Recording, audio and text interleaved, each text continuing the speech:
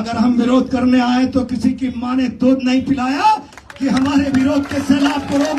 मैंने कहा ये टेंट लग गया है, किसी की मां ने दूध नहीं पिलाया, जो इस टेंट को हटा दे। अस्पताल की व्यवस्था नहीं बिगाड़ेंगे, कलेक्ट्री को जाम करके रख देंगे, आर पार की लड़ाई लड़ेंगे। मैं इस बात की क्या हैसियत आपकी? ये कोटा सवाल कर रहा।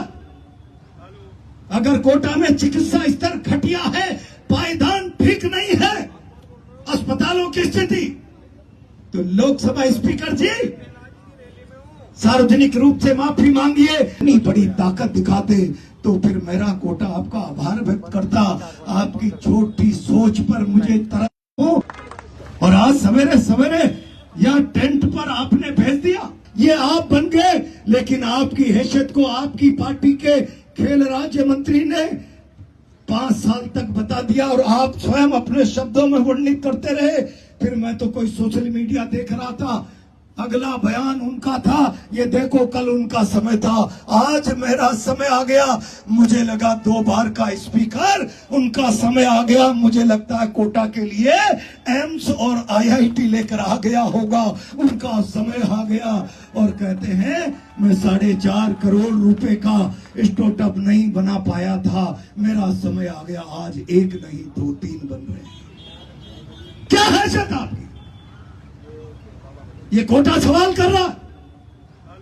अगर कोटा में चिकित्सा स्तर घटिया है, पायदान ठीक नहीं है, अस्पतालों की स्थिति, तो लोकसभा स्पीकर जी सार्वजनिक रूप से माफी मांगिए। शासन में मेरी हैसियत इतनी नहीं, मैं तो जोड़ तोड़ का स्पीकर हूं।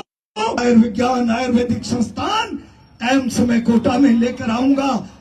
क्या आप इतना बड़ा काम करते और फिर सोशल मीडिया पे कहते मैं कोटा से गई हुई जोधपुर आई, इतनी बड़ी ताकत दिखाते तो फिर मेरा कोटा आपका आभार व्यक्त करता। आपकी छोटी सोच पर मुझे तरस हो, और आज सवेरे सवेरे यहाँ टेंट पर आपने भेज दिया। मैंने कल परमिशन के लिए कह दिया, कल ही सुबह तय किया था प्रदर्शन करेंगे। आपने परमिशन दी नहीं दी, हम उसके लिए जिम्मेदार नहीं। अगर हम विरोध करने आए तो किसी की मां ने दूध नहीं पिलाया कि हमारे विरोध के सैलाब को रोक। सुबह सुबह कुछ सिपाही आ गए, CI आ गए, ये रास्ते में टेंट लगाया, इसको हटाओ। मैंने कहा ये टेंट लग गया है, किसी की मां ने दूध नहीं पिलाया, जो इस टेंट को हटा दे। ये टेंट हटा तो स्थितियां बिगड़ जाएगी, लाशें बिछ जाएगी, अराजकता मिट जाएगी।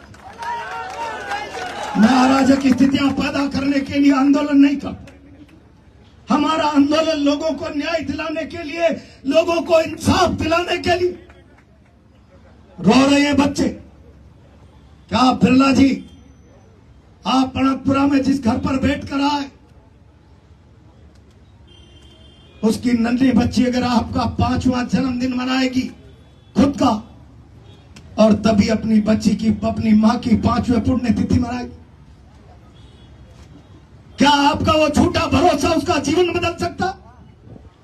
हम न्याय करेंगे सबके साथ। और मैं आज कांग्रेस के कार्यकर्ताओं से कहना चाहता हूं, ये प्रदर्शन हो गया, लड़ाई समाप्त नहीं हो, ये तो लड़ाई का शुभारंभ।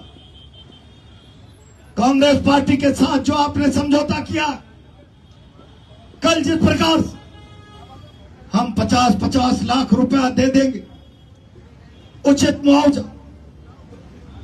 सरकार को सिफारिश कर देंगे।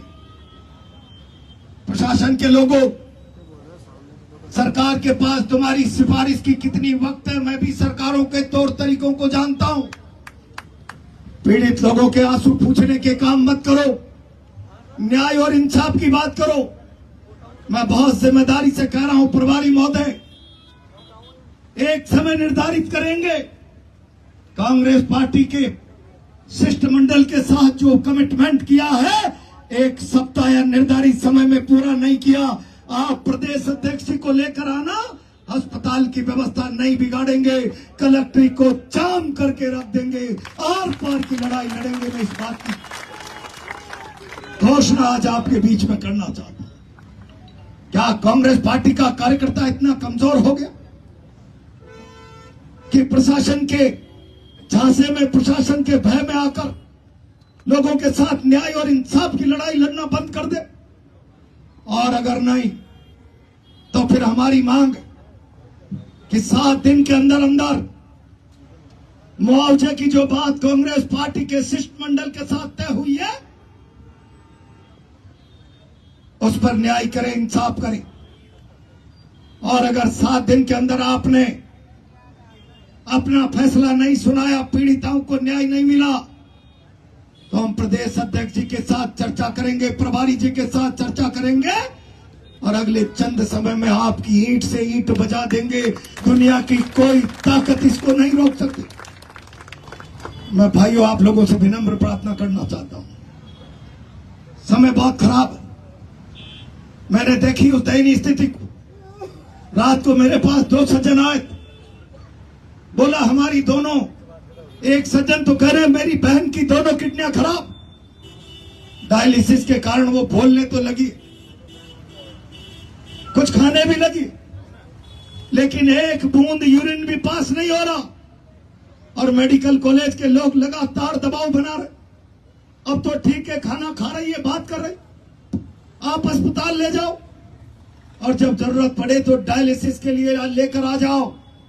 प्रिंसिपल महोदय, कलेक्टर महोदय, मैं अकेला भी आकर धरने पर बैठ गया तो नानी याद दिला दूंगा। इस बात को कान खोलकर सुन लेना।